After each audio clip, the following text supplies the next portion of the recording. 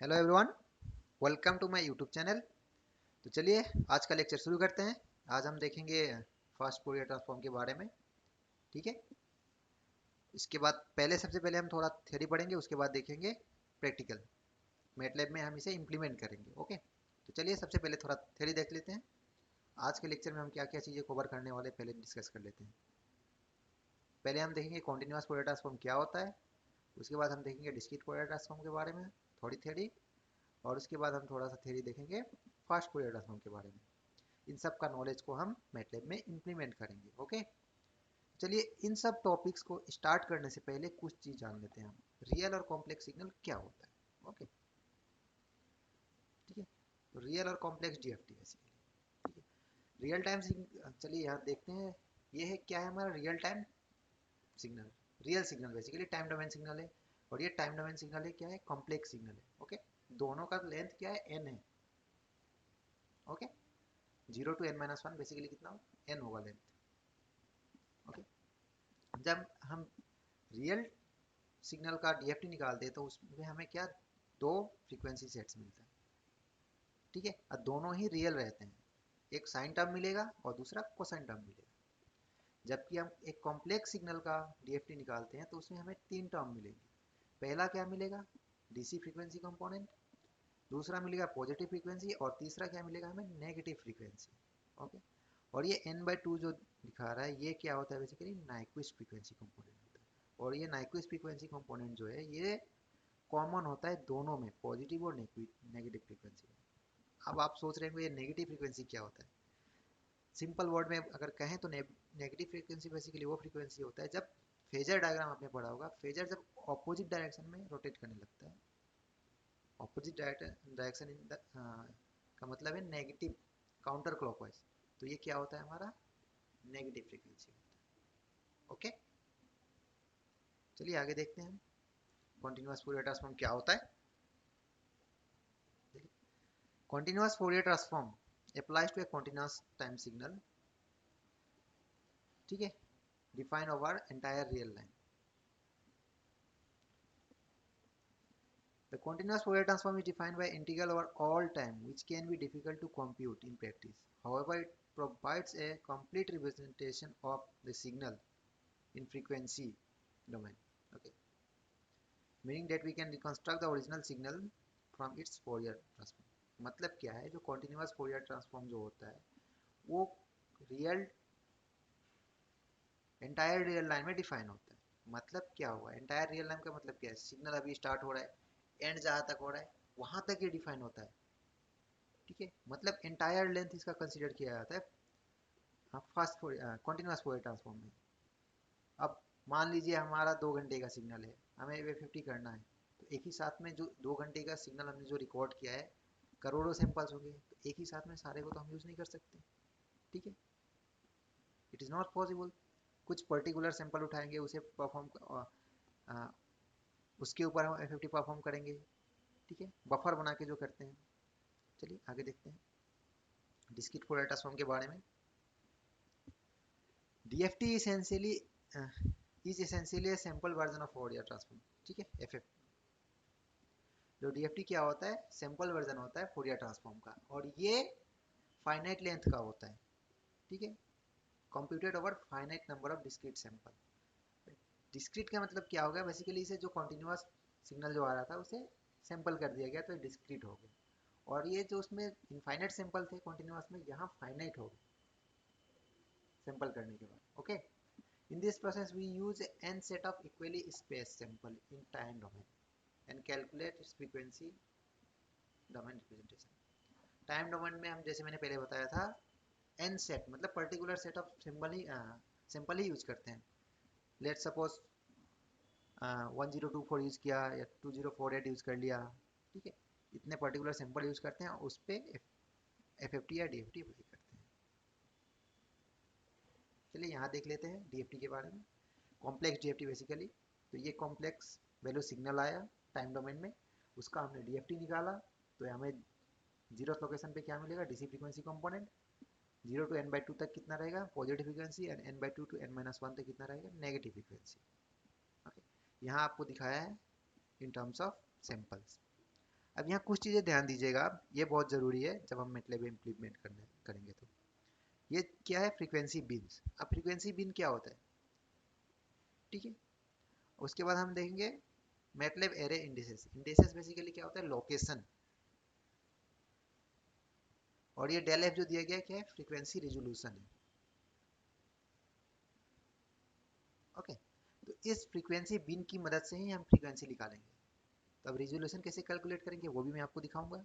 Okay, resolution basically क्या होता है, सैम्पलिंग फ्रीक्वेंसी अपन FFT साइज, जो भी हम साइज ले रहे हैं, जो बेसिकली ये n है, तो जिस साइज का हम ये n ले रहे हैं ना, क्या करेंगे, उससे हम सैम्पलिंग फ्रीक्वेंसी को डिवाइड कर देंगे, तो उससे हमें मिलेगा क्या, फ्रीक्वेंसी रेजोल्यूशन। ओके, ये जो डेल एफ दिखा रहा है, ये डेल एफ,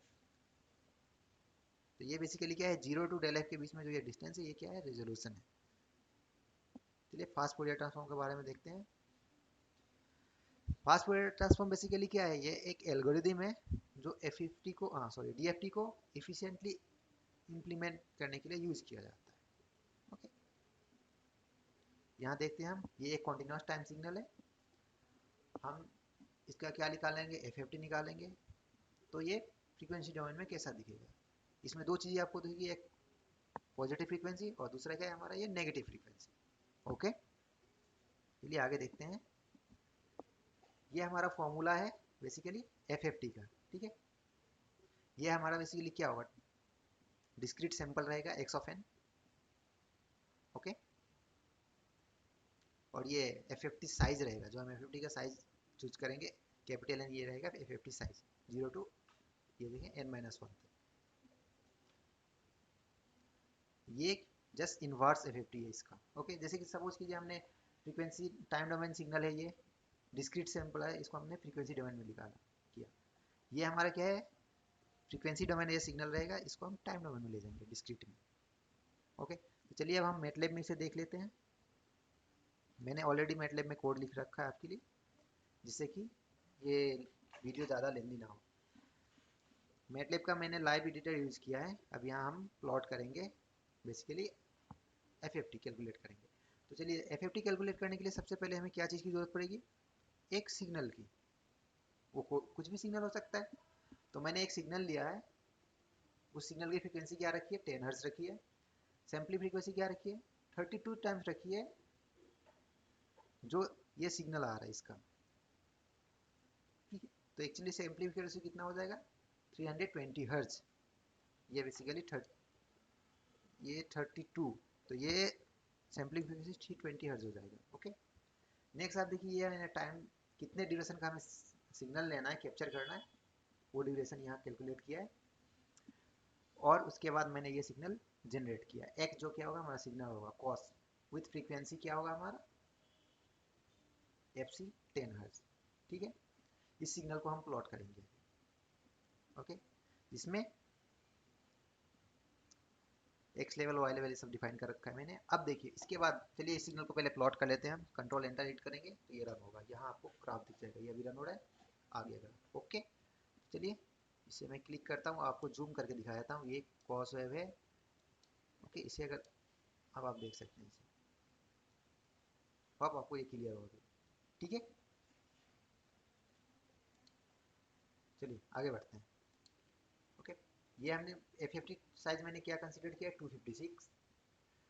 ओके, उसके बाद मैंने क्या कैलकुलेट किया है, एफ, ठीक है। ये बेसिकली एक्स क्या था, हमारा सिग्नल था, और ये एफ साइज है। ये एफ जो है इनबिल्ट फंक्शन है मैटलैब का, इसको डायरेक्टली यूज करके हमने एफ कैलकुलेट किया इसका। अब हमें क्या चाहिए होगा, फ्रीक्वेंसी रिजोल्यूशन, जो आपको मैंने बताया था। आपने अगर गौर किया होगा इस स्लाइड पे, तो ये देखिए डेल एफ क्या है, फ्रीक्वेंसी रिजोल्यूशन है। तो अभी हमें फ्रीक्वेंसी रेजोल्यूशन कैलकुलेट करना होगा। ओके, चलिए यहाँ फ्रीक्वेंसी रेजोल्यूशन कैलकुलेट करते हैं। ये कितना आएगा, चलिए मैं आपको दिखा देता हूँ। ओके, ये कैलकुलेट करके डेल एफ, हमारा सैम्पलिंग फ्रीक्वेंसी कितना है बेसिकली यहाँ, 320 है ये, और हमारा एफ साइज क्या है, 256। तो इससे हमें क्या मिलेगा, ये है हमारा frequency resolution. Okay, sample index क्या है बेसिकली, एफ साइज को डिस्क्रिटाइज कर दिया, वो हो गया हमारा सैंपल इंडेक्स। इससे हम फ्रीक्वेंसी कैसे कैलकुलेट करेंगे, F equal to sample index into D F. D F basically क्या था, ये रिजोल्यूशन। तो जो सिंपल इंडेक्स बेसिकली आएगा उसको हम रेजोल्यूशन से मल्टीप्लाई करेंगे तो उससे हमें क्या मिलेगा, फ्रीक्वेंसी मिल जाएगी। तो चलिए हम इसे प्लॉट करते हैं। इसे मैंने रन किया, अब ये रन करता हूँ। Okay, next. अब इसे हम प्लॉट करते हैं, क्या प्लॉट करेंगे, सैंपल इंडेक्स प्लॉट करेंगे versus magnitude of the FFT. जो एफएफटी कैलकुलेट किया था इसका मैग्नीट्यूड प्लॉट करेंगे, कहाँ, वाई एक्सिस में रहेगा, और एक्स एक्सिस में क्या रहेगा, हमारा सैंपल इंडेक्स रहेगा। तो सैंपल इंडेक्स हमारा, चलिए देखते हैं इसे प्लॉट करके। ये रन हो रहा है अभी, यहाँ ग्राफ आ जाएगा हमारा, ये देखिए आ गया हमारा सैंपल इंडेक्स। तो सैंपल इंडेक्स क्या आया है वो आपको दिखा देता हूँ मैं, चलिए। ये आया। तो आपको जैसे बताया था मैंने इनिशियली, दो चीज़ें हमें मिलेंगी, एक नेगेटिव फ्रीक्वेंसी कंपोनेंट, दूसरा पॉजिटिव फ्रीक्वेंसी कंपोनेंट। तो ये हमारा नेगेटिव फ्रीक्वेंसी कंपोनेंट है, ये पॉजिटिव फ्रीक्वेंसी कंपोनेंट है। तो इसका हमें इंडेक्स देखना है, तो देखते हैं क्या आया है इंडेक्स। ये देखिए जूम आउट किया मैंने तो ये दिखा रहा है 8। सिंस 8 है, क्या है, इंडेक्स है। यहाँ देखिए तो फ्रीक्वेंसी कैसे निकालेंगे आप, F equal to sample index into D F. तो सैंपल इंडेक्स क्या आया हमारा, 8 आया, और डी एफ क्या था, 1.25 था, ये कैलकुलेट किया था हमने ये। तो अगर इंटू हम 8 करेंगे तो क्या आ रहा है हमारा, ये देखिए 10 आ रहा है। जो हमने सिग्नल जनरेट किया था 10 हर्ट्ज का, वो 10 मिल रहा है हमें। 10 हर्ट्ज का हमने एक सिग्नल जनरेट किया था, ओके, और हमें वहाँ 10 मिल रहा है। तो अब देखिए ये जो प्लॉट करेंगे एक्चुअली ये 50 होगा। जहाँ एक्स एक्सिस में क्या होगा हमारा, यहाँ अभी क्या था, ये सैंपल इंडेक्स था, बट ये हमें क्या देगा, एक्स एक्सिस में फ्रीक्वेंसी, और वाई एक्सिस में जो आएगा ये मैग्नीट्यूड आएगा।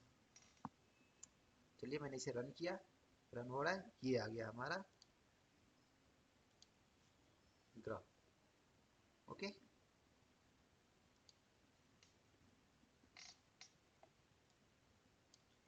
ये देखिए ये क्या आ गया हमारा, फ्रीक्वेंसी 10 हर्ट्ज आ गया। ओके, होप कि आपको ये समझ आया। तो हमने फ्रीक्वेंसी किसकी मदद से निकाला, फ्रीक्वेंसी बिन की मदद से। ये बेसिकली क्या दे रहा है हमें, सैंपल इंडेक्स। ये फ्रीक्वेंसी बिन है, ये मैग्नीट्यूड देगा बेसिकली। अब जब अगर आप इस सैंपल इंडेक्स की वैल्यू देखेंगे, सॉरी,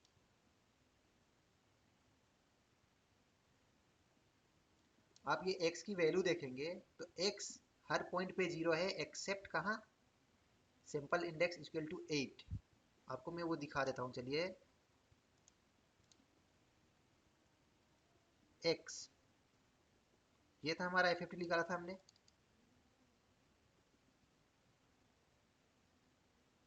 ये डाटा, x की जो वैल्यू होगी 0 होगी at every point accept 8th location. तो बेसिकली ये लोकेशन हमारे कहाँ, 0 से स्टार्ट होता है। तो ये 0 1 2 3 4 5 6 7, और ये क्या होगा हमारा 8th लोकेशन होगा। ओके, चलिए इसका हम ट्रांसपोर्ट निकाल देते हैं, ट्रांसपोज।